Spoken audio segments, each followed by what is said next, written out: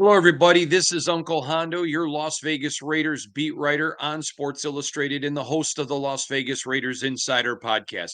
It's great to be with you today. I want to start my podcast with two quick things I think are important.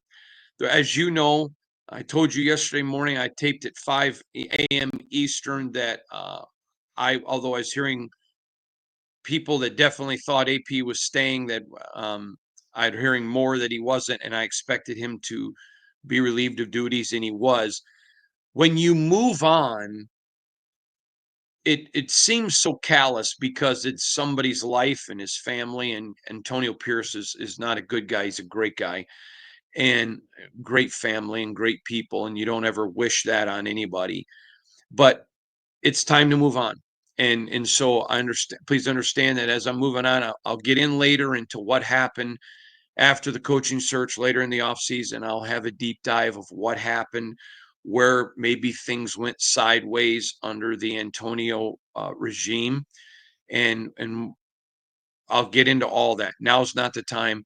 So we're going to be focused, future focused, and where this is. Second of all, last night, my wife Shannon and I, as you know, one of the most prestigious awards in America is the SI Sports Person of the Year. Roger Bannister's won it. Muhammad Ali's won it. So many great athletes have won Sports Person of the Year. And we were there last night. We got to spend some time with Simone Biles, Travis Hunter. Really like Travis. That was Shannon and I both really enjoyed him. Enjoyed Simone, but Travis for me got some really good insight into him. Um, Mrs. Ali, Muhammad's wife, I have actually known her for several years, so it was good to reconnect with her and see her again. And Shannon and her had a wonderful time. But I wanted to just publicly take a minute. We live in a society of a lot of people that we've lost, I believe, the art of being grateful. And I always try to let you, the viewers, know how grateful I am for you. And last night it was with several of my bosses and leaders of Sports Illustrated. And we were leaving the building and giving my one of our very important and bosses, one of the top leaders in SI, we're giving him a ride to his hotel. And when he got out of the hotel and Shannon and I got in our car, she looked at me and she said, I'm so thankful for your job. And she goes, I know you are too. She said, but I'm grateful for the people you work with. They are really good people. And I just want to publicly, I believe that you and Raider Nation know I appreciate you, but I just want to say I am grateful to not just work for SI, which is an incredible company. I am really happy to work with the people that I work with, and I'm grateful for them. So, congratulations to Simone Browse for being the Sports Person of the Year for 2024 with Sports Illustrated. And uh, thank you to all my bosses and all the people I work with. They're amazing people. All right, let's get into the search. I'm sure by now I've already tweeted out. Um, by the time you see this, you've seen the tweet that the Raiders have requested formal permission to interview Aaron Glenn, the Detroit Lions defensive coordinator, and Ben Johnson, the offensive coordinator. Now, I need to make a couple things clear. I said yesterday on the podcast that I believe that that probably Mike Vrabel is going to the Patriots. Okay. I told you back in September I was the first that if AP were relieved, um, I believed it would be Mike Vrabel. Okay. I'm good with that. But I also told you yesterday that I think he's leaning towards the Patriots just based on some information that I have. I'm not saying it's a done deal in the least bit. I'm just telling you, I think there are some people who are very knowledgeable, who have been giving us tremendous information that feel that that is probably where his lean is. And maybe back in September, they weren't expecting that. And the reason that the Patriots moved on Gerard Mayo so fast um, was because of their concern about Vrabel. So again, do I think he's a candidate? I do. Do I think at this point today he's going to get it? No. Now, Tom Brady may just hard sell him, but I don't think that's gonna I just don't. The same way yesterday I was able to tell you that I know a lot of people are saying that they think AP's staying. I don't. Same people. So I'm gonna stick with I don't think Vrabel gets his job. Although I'm not telling you he won't. I just don't believe it.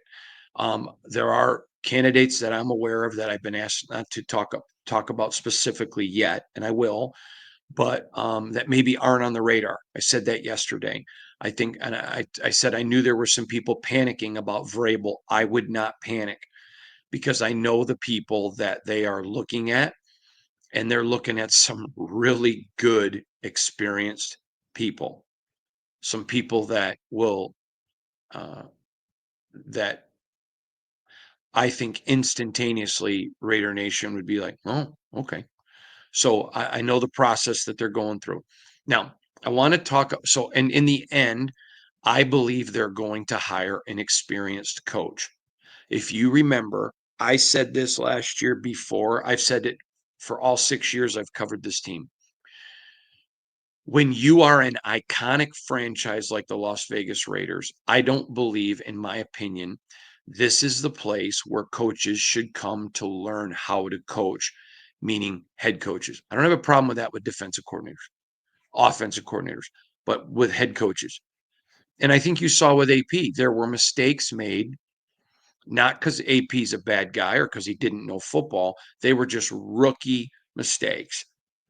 And I just think when you are the Raiders, there are a few franchises that are iconic. Okay, I don't mean this as a slam. You go to Carolina to learn how to be a coach. You go to Jacksonville to learn how to be a coach. You go to Arizona to learn how to be a coach. I mean, there are a plethora of places where you go to learn to be a coach. And then there are those elite franchises where no, you go there because you are a coach. Now, that's my personal opinion. And um, you may choose to disagree. That's fine. So, but what I really like about what the Raiders are doing is they're being incredibly thorough. They are going to cast a net. Do I think they're going to end up going with a first year coach? No, I don't think it. But let me give you an example that I think is germane to our discussion.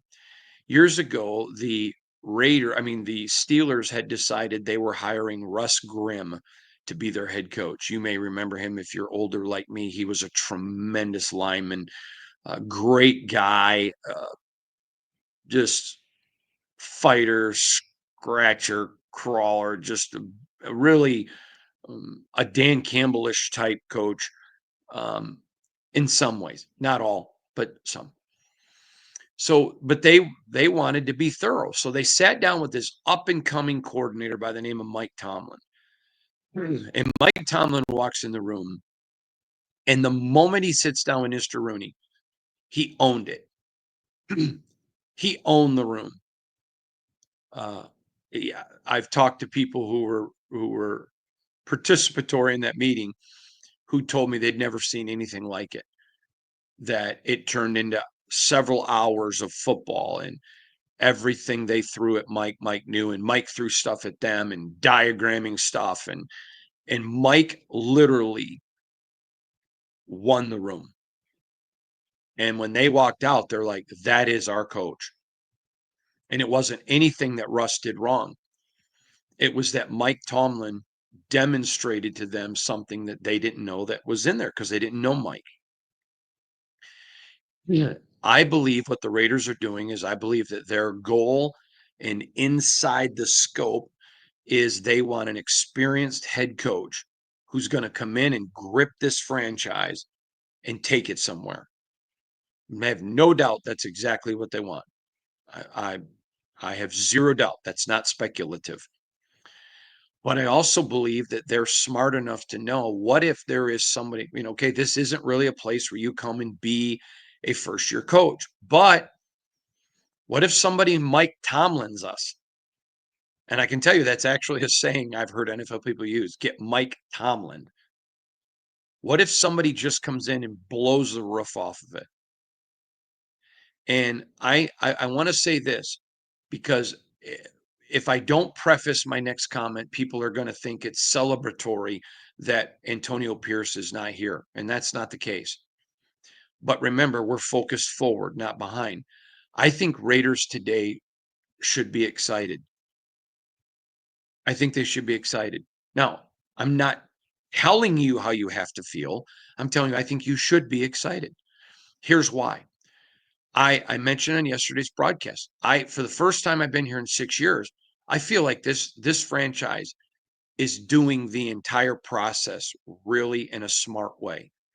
I don't think anybody involved in the process is dumb. I just think there were some decisions that were made by this franchise that either a wider net of input was needed and not sought, or maybe it was too focused and missed an opportunity for whatever. I think they're handling this correct this time. Does it mean they're going to get it right? No, but they're handling it correctly. Their approach is correct. Their scheme is on track. And so I think that should encourage you. Now, when you say, I had somebody send me an email yesterday questioning, and they were great, but just saying, how can you tell us to trust the process? And I even offered to call the person. I think they thought I was going to go after him, which I had no intention. I thought it was a great email. I wanted to be respectful and just chat with them. But um, I'm not a fan. So when I say to you, I think you should trust this process, I get it. And I said that on yesterday's broadcast. I don't blame any of you who don't, because you have decades of the of what they've done not working. But as a observer who's not a fan, they're doing this the way quality franchises conduct searches. That's how they're handling it. That's how they're handling the process. They didn't let AP go until they felt like, okay, we don't just fire people. If you fire somebody, I have said to you many times, okay, for all you people that wanted to get rid of Derek Carr, that's fine. Who's going to replace him? Now, the Raiders believed it was going to be Tom Brady. And I've shared with you, they had every reason to believe it was going to be Tom. But then some things happened, and Tom did not lie to them, and it was unable to happen. And they've not been better at quarterback. Statistically, you can take Derek's stats, and they've not been better at quarterback since he left. And that's what I mean. Sometimes making decisions without having a thorough plan. The delay in the removal of Antonio Pierce was, do we have a plan in place? Do we see a clear path that if we let Antonio go, we're going to be better? Because if we let Antonio go and we're worse, it's like that old movie, The Waterboy. We suck again. And they don't get too many more of those with this fan base, and shouldn't. So they're being thorough. And that's what I mean by, now, if you don't trust the process, I don't blame you. I get it. But as a someone who tries to be extremely fair with you, last night Shannon and I were in the car, and I was talking to an NFL executive at another team, and he was just sharing something he had heard with me, and he said, and I thought this was pretty cool. He said, it really looks like the Raiders have finally got things right. He goes, with how they're, with the schematics of how they move forward. And we got off the phone, and Shannon goes, that was really interesting. I said, I know, that's kind of what I've been talking about. It's interesting that they're doing things and lining things up the right way. I think you're going to see, I'm taping this early. I think you're going to see a couple more names, that one, I think for sure, maybe two, that you're going to see that they're going to request information with. And do I think that those guys will get the job? No, I don't think so. But they might Tomlin them. But I just think right now the Raiders are being thorough. There's no rush. There's no panic. Free agency doesn't start, and they still have Tom Telesco and his staff there, who I said publicly I don't think should have been fired, and they didn't. So they're not worried about the draft. They're not worried about free agency. They're just concerned right now with we've got all of our position people in place, doing draft work, doing free agent work. Let's get the coaching part right. And then they can determine scheme and everything else. They have a lot of players that are watching closely. And I can tell you, as a non fan who is a neutral media observer, providing you information, who has witnessed a lot of searches for coaches in all my years of reporting, they're doing this one right. That may mean nothing to you, and that's fine. But all I can report to you is what I see. And so I think it's promising that the Raiders, they understand that they have to get this right. They understand the clock's ticking with the fan base because at some point it's going to reach apathy and then you start losing fans. The biggest danger, you know, if you grew up a Raider fan, and most of you have, and you then maybe your dad was a Raider fan and then you became a Raider fan. So now, I mean, I get emails all the time from people, my son's 12, he's never seen the Raiders win. My son's 20, never seen the Raiders win. And now, they moved here and they're kind of becoming fans of other teams. That's the danger when you start to lose the next generation. So let me try to put to this in practical terms of what they're doing right now. When I bought my first home, it was not an impressive home. I mean, it was my first home. I was so impressed and grateful and happy at the time. I wouldn't want to live there now by any means, but buying my first home. And one piece of advice that my father always gave his children was when you buy homes or anything else, always look. Not because what you like isn't good, but you may be exposed to something that you normally aren't aware of. So I told the realtor, I said, I'd like to specifically see this house because it's a house I drove by a lot on my way to work. And I said, but I'd like to see 3 or 4 total. So the realtor sets up, and I think it was 4, but may have been 3, but I think it was 4, sets up 4 houses for me to go see. And the first one we go see is the one we want. I'm like, and my instinct was, I'm just going to make an offer. But I'm like, no, my dad told me not to do this.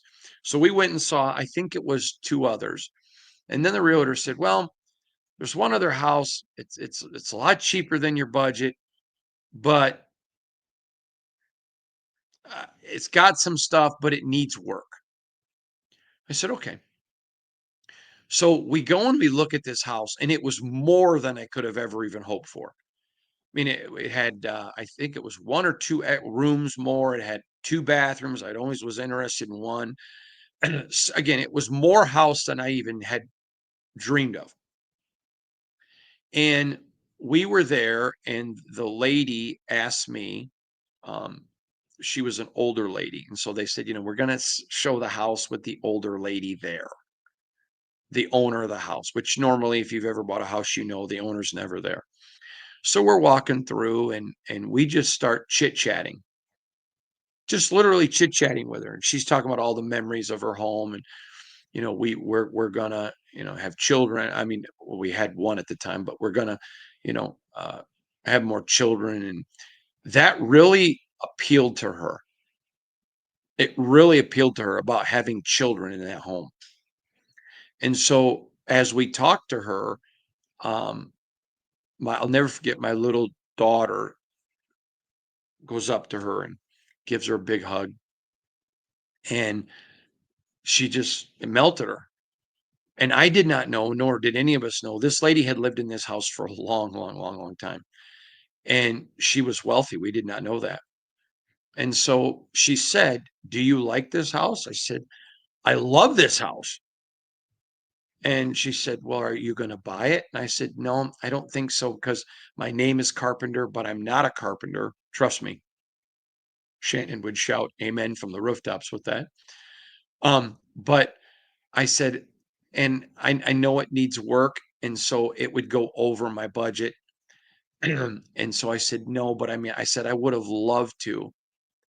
I would have really loved to. And so we started to leave. And she said, if I did the improvements that you needed, would you just pay full price for it?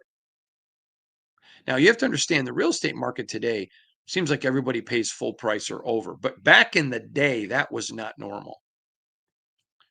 And remember, I told you the price was significantly lower than the one I wanted and my budget. And I said, yes. She goes, well, what do you want? So I told her this. I think there were 5 things. She goes, I'll do it. And she told my agent, and she said, can I live here while they're doing that? I said, sure. So buy the house significantly less than my budget. I got more house and it was all completely redone. I'll tell you the other thing. When she left, she called and she's like, I would you like me to leave some furniture? I know it's your first time. I mean, we were so blessed. That was such an amazing purchase for us. Why? Because we got Tomlin. Because by being patient in the process, we got more than we even thought we wanted. That's where smart teams, they know who they want, they get that, but they want to go through and search.